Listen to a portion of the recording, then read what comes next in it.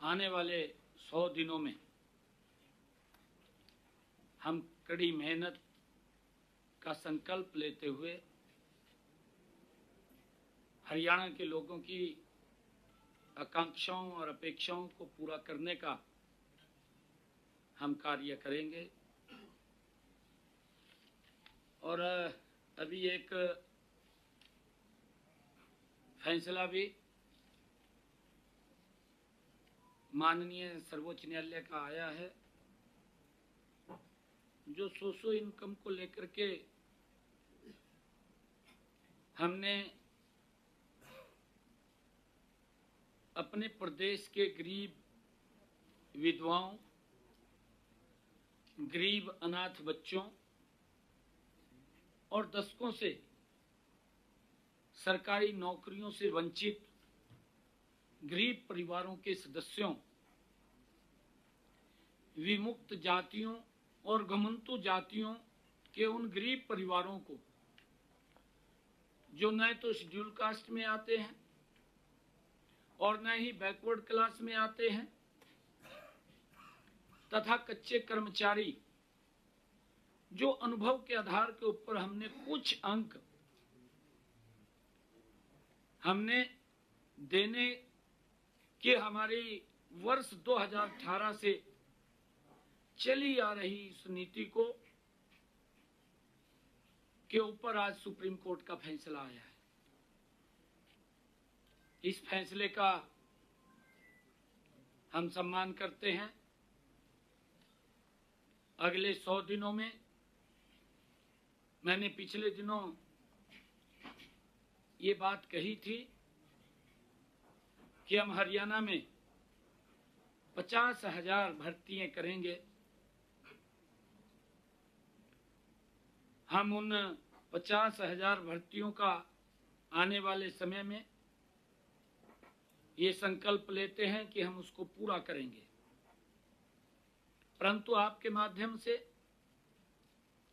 आज मैं 5 बातें हरियाणा के जनता के सामने पहुंचाना चाहता हूं। हमारी सामाजिक आर्थिक नीति अंत्योदय पर आधारित है। हम इस नीति पर अडिग थे, अडिग रहेंगे, अडिग हैं। जिन हजारों युवाओं ने आज इस नीति के बल पर हरियाणा सरकार में ज्वाइनिंग की है, किसी को भी निकलने नहीं दिया जाएगा। आज इस फैसले से सीईटी के एग्जाम पर कोई सवालिया निशान नहीं है। कांग्रेस के लोग इस फैसले पर ओछी राजनीति के लिए उल्टे सीधे बयानबाजी कर रहे हैं। वो झूठ फैलाने का काम कर रहे हैं, वो भ्रम फैलाने का काम कर रहे हैं। यदि कांग्रेस के लोगों को इन गरीब विधवाओं, गरीब अनाथ बच्चों, बिना नौकरी वाले परिवारों, कच्चे कर्मचारियों, विमुक्त जातियों के युवाओं के खिलाफ हैं, तो इस पर विचार करें। मैं कांग्रेस के लोगों को कहना चाहता हूं, वो इस पर विचार करें, क्योंकि हमारी सरकार गरीबों के हकों के लिए लड़ रही है। हम इनको अगर जरूरत पड़ी एक विधेयक विधानसभा में ला करके लेकर के आएंगे, ताकि गरीब व्यक्ति के लिए जो अंत्योदय की भावना से हमारी सरकार ने जो गरीब व्यक्ति को लाभ दिया है, हमारी सरकार मजबूती से उन गरीब लोगों के साथ खड़ी है। टस से मस नहीं होगी, चाहे हमें रिव्यू पिटीशन में जाना पड़े, चाहे हमें विधानसभा में विधेयक लेकर के आना पड़े, हम गरीब लोगों के साथ हैं। परंतु पिछली सरकार के दौरान जो कांग्रेस के लोग आज उन गरीब लोगों के, अगर किसी के परिवार में नौकरी नहीं है, परिवार गरीब है, अनाथ है, माँ बाप नहीं है, घर में कमाने वाला कोई नहीं है, अगर इस योजना के माध्यम से उस परिवार में अगर दीपक जला है, अगर प्रकाश हुआ है, तो कांग्रेस के लोगों को इतना उत्साहित होने की आवश्यकता नहीं है। अगर वो इतना उत्साहित हो रहे हैं तो ये कांग्रेस के लोग ये गरीब के विरोधी हैं। ये स्पष्ट इनके इस बयानों से दिखाई दे रहा है। मैं उनको आईना भी दिखाना चाहता हूं, जो लोग ट्वीट करके बात करते हैं, जो लोग इस फैसले के ऊपर भ्रम की स्थिति पैदा कर रहे हैं। इनकी सरकार में सरकारी नौकरियों लेने के अंदर भाई भतीजावाद एकदम सर उठा करके दिखाई देता था। क्षेत्रवाद, जातिवाद का बोलबाला था। यह कांग्रेस की सरकार के अंदर था। नौकरियों की बोली लगती थी। जिनके पास ज्यादा पैसा होता था या जितनी ज्यादा पहुंच होती थी, उसी को ही नौकरी मिलती थी। इससे योग्य युवाओं में हताशा और निराशा ये कांग्रेस के समय में युवाओं के अंदर पनप गई थी। युवा पढ़ने के तरफ नहीं, इनके चक्कर काटने में लगा रहता था। माँ बाप भी इनके चक्कर काटने में लगा रहता था और अपने पड़ोस गांव के लोगों को भी लेकर के इनके चक्कर काटता रहता था कि हमें नौकरी मिल जाए। ये हालात इनके समय के अंदर था। परंतु गरीब व्यक्ति को, जिसके पास पैसा नहीं होता था, बहुत सारा बड़ा वर्ग एक ऐसा था जिसके पास देने के लिए वोट तो थी, परंतु इनके पास उनको देने के लिए नौकरी नहीं थी। किसी भी गरीब व्यक्ति को जिसके पास पैसा नहीं था, एक भी बच्चे को इन्होंने नौकरी नहीं दी, क्योंकि पर्ची और खर्ची से नौकरियां लगती थी, नौकरियों की बोलियां लगती थी, गरीब व्यक्ति की पहुंच से नौकरियां दूर थी। परंतु अगर आज हम देखें, हमने योग्यता के आधार पर बिना पर्ची बिना खर्ची के 1,32,000 नौकरियां देने का काम किया है। 1,32,000। जो लोग ट्वीट करके वाहवाही लूट रहे हैं, उन गरीबों का अपनी सरकार के अंदर तो मजाक करते थे। अगर हमने उनको कहीं गरीब व्यक्ति की हमारी सरकार ने चिंता की है, गरीब व्यक्ति के साथ हमारी सरकार खड़ी है, तो उसको लेकर के भी इनके पेट में दर्द हो रहा है। हमारे युवाओं में आज एक नई आशा और विश्वास का संचार हुआ है। वे नौकरी पाने के लिए किसी नेता की दहलीज के ऊपर हाथ नहीं फैलाना पड़ता। आज अपना स्वाभिमान से सर ऊंचा करके मेरा युवा आज हरियाणा सरकार की नौकरी ले रहा है। यह विश्वास जगाया है। पहले तो वो सिफारिश ढूंढते थे और आज लाइब्रेरी ढूंढते हैं। ये अंतर कांग्रेस की सरकार में और हमारी सरकार के अंदर आया है। और मैं ये भी बताना चाहता हूं कि हमारे हाई कोर्ट की डबल बेंच ने भी 7 दिसंबर 2018 को माननीय उच्च न्यायालय ने सरकार के सामाजिक आर्थिक आधार पर हमने जो 5 अंक दिए थे, जिसका प्रावधान किया था, उसकी सराहना भी की थी। ये हाई कोर्ट ने की थी।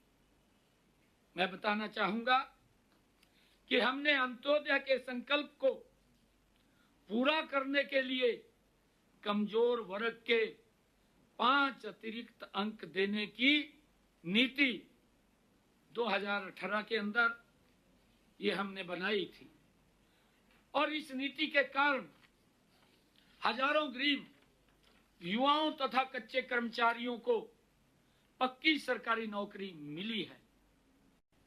इससे आहत होकर के कांग्रेस द्वारा प्रायोजित भर्ती रोको गैंग समय समय पर इस नीति के रास्ते में रोड़े अटकाता रहा है।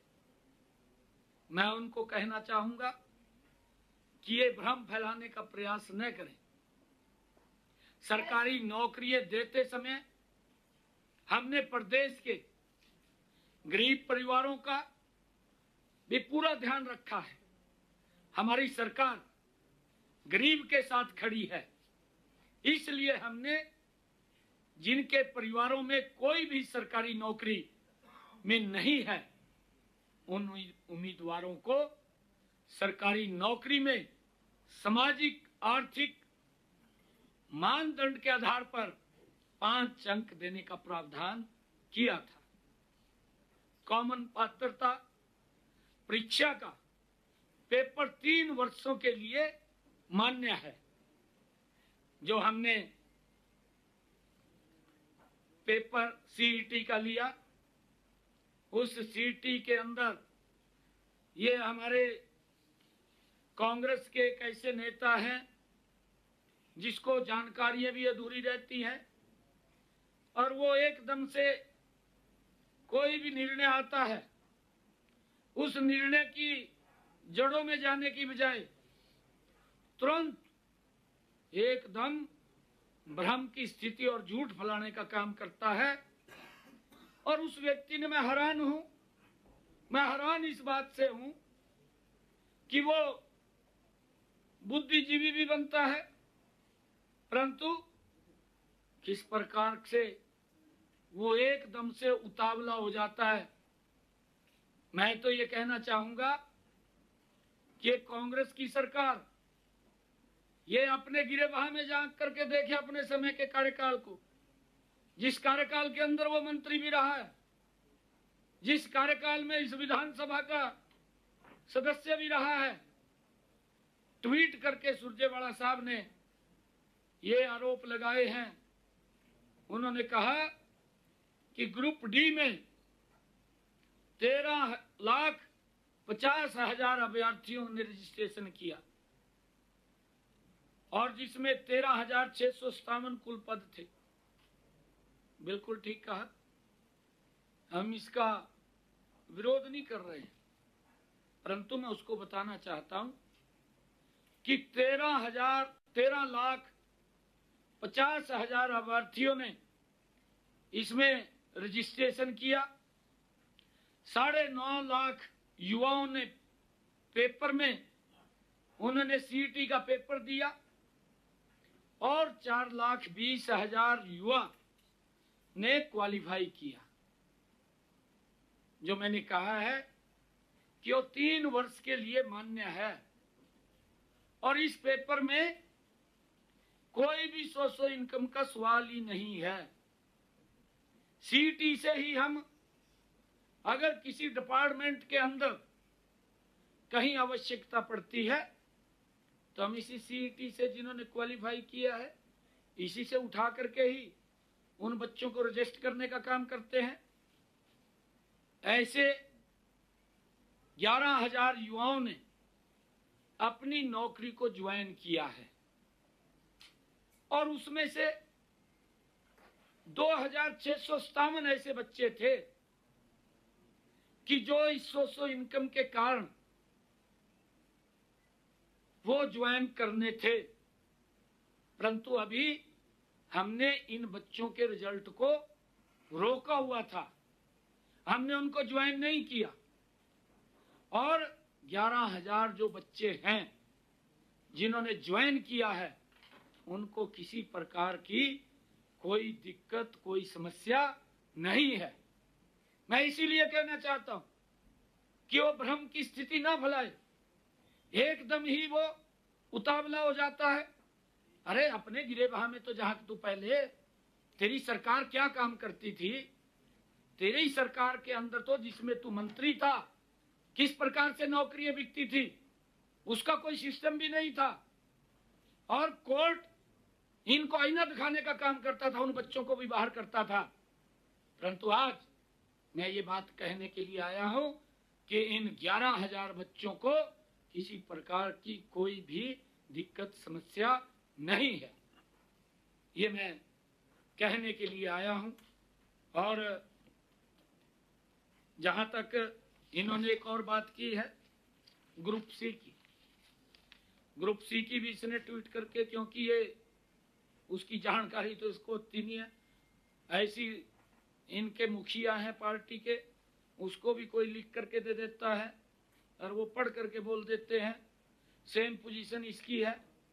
ये भी उसको कोई लिख करके देता है, उसको पढ़ देता है, उसकी जानकारी में नहीं जाता। झूठ फैलाना है, क्योंकि डीएनए के अंदर है झूठ फैलाना, और उसको लेकर के लगातार ये झूठ फैलाने के अंदर लगे हुए हैं। इन्होंने जो ग्रुप सी की नौकरियों के बारे में भी बात कही है, इसमें 10,000 से अधिक युवाओं ने 2,000 पदों के लिए पेपर दिया, वो भी सीईटी से था। ये सीईटी का दूसरा भाग है, और ये भाग वो है जिसमें टेक्निकल बच्चे आते हैं।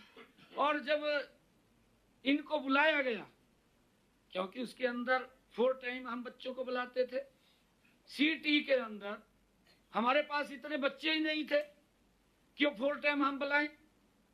ये इसको जानकारी भी नहीं है इस बात की कि हम जितने बच्चे हमें बुलाने थे उतने बच्चे क्वालिफाई नहीं किए, क्योंकि उसमें कोई जेई है, कोई लैब अटेंडेंट, वो टेक्निकल आधार के ऊपर ये भर्तियां हैं ग्रुप सी की।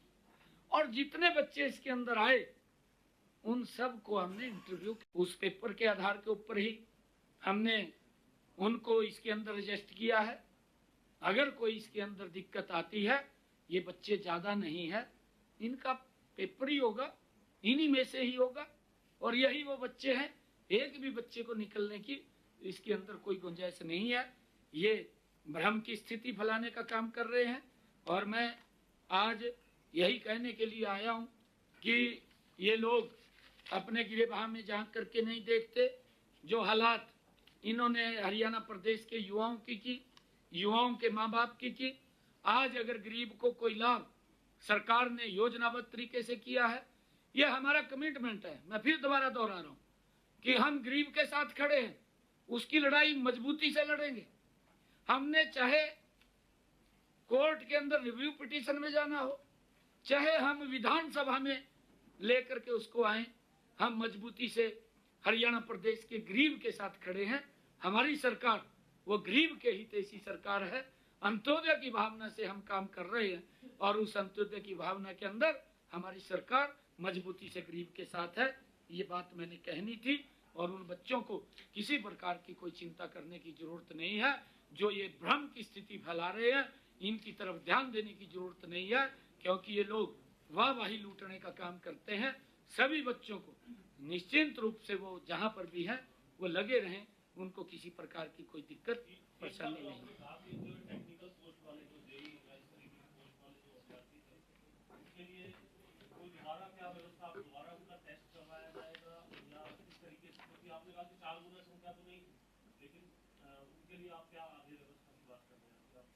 नहीं, देखिए मैं आपको बता देता हूं, मेरे पास ये फिगर है। जूनियर कोच है, जैसे 192 पोस्टें थी, 457 है। 4 गुना तो बनते नहीं है, ये 4 गुना तो बन नहीं रहे। इसी प्रकार से, क्योंकि ये टेक्निकल पोस्टें हैं सारी, कि हमें किस प्रकार का नेचर का व्यक्ति चाहिए, किस प्रकार का टेक्निकल व्यक्ति चाहिए। स्टाफ नर्स है, उसके अंदर 1554 पोस्टें। हमारे पास जो शॉर्ट लिस्ट जिन्होंने टेस्ट क्लियर किया वो 2328 है ही नहीं है, इन्हीं में से ही लगने, किसी को बाहर जाने की जरूरत नहीं। मैं यही कह रहा हूं, परंतु जिस प्रकार से उन्होंने एकदम इस प्रकार का बंडर खड़ा करने की कांग्रेस के लोग कोशिश कर रहे हैं, और ट्वीट पे ट्वीट, ये तो देखता भी नहीं बेचारा, पढ़ता भी नहीं। सीएम साहब, चल सुरजेवाला की बात तो छोड़ दे रहे हैं हम, नहीं, बात नहीं छोड़नी, नहीं, जो टेक्निकल पॉइंट है, बात इसलिए छोड़ दी कि वो राज्य, सुने सीएम साहब, नहीं सुने जो अपने आप को ये कहता है पॉलिटिकल स्टेटमेंट अलग है, पर जो टेक्निकल बात है नाक के बाल, वो तो ठीक है, नाक के बाल तो होंगे, उनका जवाब आप देते रहना। जो टेक्निकल पॉइंट है कि ग्रुप सी के हमने 10,500 के आसपास जो डिक्लेयर कर दिया रिजल्ट, आप ये कह रहे हैं कि वो एज के यूं रहेंगे, उनका कोई द्वारे हटने की कोई जरूरत नहीं है, ठीक। ग्रुप डी के भी 10,000 के आसपास भर्ती होगा, उनको भी चिंता करने की कोई जरूरत नहीं, वो भी तो ग्रुप सी भी सेफ, ग्रुप डी के भी सेफ, जो हमने ज्वाइन कर लिया है, क्योंकि वो 4 गुना से कम थे और सोचो के नंबर नहीं दिए थे। तीसरा बिंदु बच रहा केवल टीजीटी का, जो जिसमें सोचो के अंकों की वजह से रिजल्ट रुका पड़ा है, बाकी तो जो हाई कोर्ट का फैसला उसको लागू करेंगे, ये पॉइंट है मेरा। नहीं, देखिए उसके अंदर भी हमने ये कहा है कि जो टीजीटी के है उसका रिजल्ट रुका हुआ है, और ये रिजल्ट इसी कारण से रुका था कि जो भर्ती रोको गैंग है ये कोर्ट के अंदर गया, और ये कांग्रेस द्वारा प्रायोजित है, ये बिल्कुल उसका चेहरा एकदम जनता को सामने वो दिखाई दे रहा है। ये कांग्रेस के लोगों ने जितनी भी हमने भर्तियां की हैं, ये जो भर्ती रोको गैंग है उसके पास जाकर के उसको आगे कर देते हैं, और वो जाकर के कोर्ट में खड़े हो जाते हैं। परंतु मैंने आपको फिगर दी है, हमने 1,32,000 नौकरियां बिना पर्ची बिना खर्ची के दी हैं, परंतु ये भर्ती रोको गैंग हर भर्ती के अंदर ये कोर्ट में गया है। एक भी भर्ती ऐसी नहीं है कि जिसको इन्होंने डिस्टर्ब ना किया हो। तो जो परंतु हमने ट्रांसपेरेंसी आधार पर बिना पर्ची बिना खर्ची के हम युवाओं को नौकरी दे रहे हैं, ये हमारा कमिटमेंट है। और आगे भी मैं प्रदेश के युवाओं को इस बात से सुनिश्चित करना चाहता हूं कि आपके हकों के ऊपर किसी प्रकार की आंच हम नहीं आने देंगे। हम मजबूती से आपके विश्वास को कायम रखने का काम करेंगे, परंतु ये कांग्रेस के लोग जिस प्रकार से झूठ बोल करके जो बची हुई भर्ती है पदों की, जो है वो अब जो बची हुई भर्ती है वो हाई कोर्ट के फैसले के अनुसार हम कंप्लीट करेंगे। बिल्कुल, मैंने कहा है ना 50,000 भर्ती है विदिन एक हफ्ते के अंदर, एक हफ्ते के अंदर जहां जहां भी विभागों के अंदर हैं जो प्रक्रिया चलेगी। हमारा हरियाणा स्टाफ सिलेक्शन कमीशन इसको आयोजित करता है, उसको आदेश दे दिए हैं कि आप तुरंत भर्ती करें बिना सोशियो के नंबर के, क्योंकि अभी तो सोचियो के नंबर के खत्म हो गया, उसकी लड़ाई लड़ेंगे हम लड़ेंगे। अभी जो रिजल्ट निकलेगा बिना सोचियो के निकलेगा। मैं आप फिर ये बात कह रहा हूँ कि उन गरीबों के साथ कुठाराघात करने का काम ये कांग्रेस ने किया है, कांग्रेस के नेताओं ने किया है। उन्हीं के ही एक भर्ती रोको गैंग सदस्य हैं जो इस प्रकार के गरीबों को भी नहीं बख्श रहे, गरीबों का भी शोषण करने का काम कर रहे। अरे जिसके घर के अंदर जिसके घर के अंदर आज तक अंधेरा है और हमने उस गरीब परिवार के घर में उजाला देने का काम किया है, ये कांग्रेस के लोग चाहते हैं कि उस घर में फिर अंधेरा छा जाए, परंतु हम उस अंधेरे के लिए गरीबों के साथ खड़े हैं, उसकी लड़ाई लड़ेंगे, मजबूती से लड़ेंगे। सर एक सवाल है, दिल्ली की जो जल मंत्री हैं आतिशी, आज तो मैंने यही बात करनी सर चौथा दिन है उनके फास्ट का सर,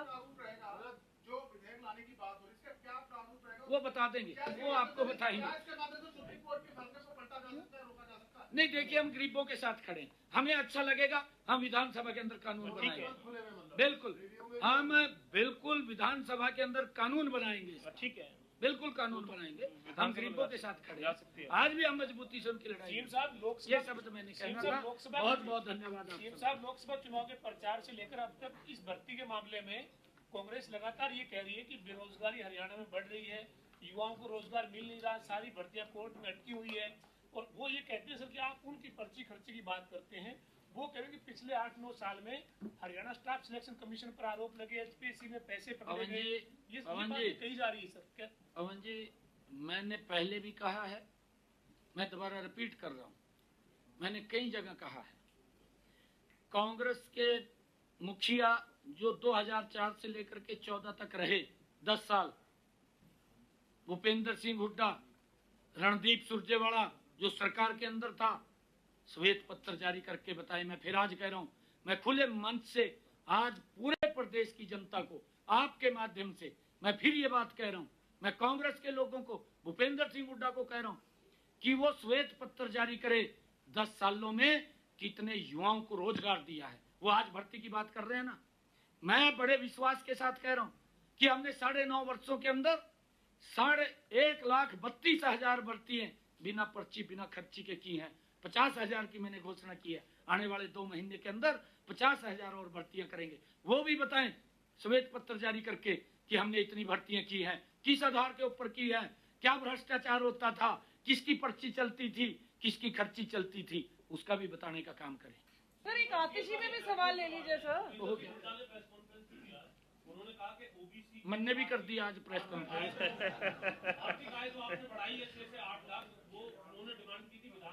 फिर करी क्यों नहीं उन्होंने क्यों नहीं करी? ये करनी चाहिए थी। अरे भूपेंद्र हुड्डा ने करनी चाहिए थी।